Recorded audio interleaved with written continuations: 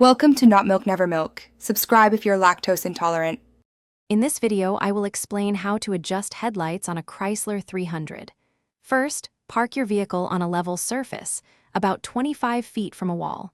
Make sure your tire pressure is correct and the fuel tank is at least half full. Then, locate the adjustment screws on the back of each headlight assembly. These are usually accessible from under the hood. This preparation ensures an accurate adjustment.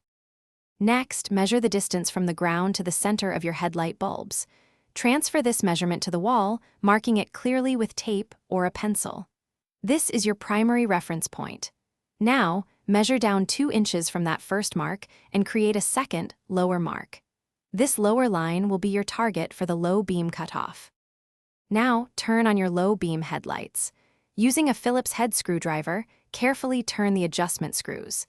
There's usually one for vertical adjustment and sometimes one for horizontal. Adjust each headlight beam individually until the top edge of the brightest part of the beam aligns with the lower mark you made on the wall. Take your time for precision.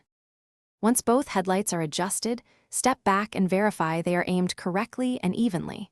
Test your high beams to ensure they also function properly and illuminate the road ahead. Finally, take your Chrysler 300 for a drive at night to confirm optimal visibility. Ensure your headlights provide clear illumination without blinding oncoming traffic. Proper adjustment enhances safety for everyone. Thanks for watching. If this was helpful, leave a like and consider subscribing. See you next time.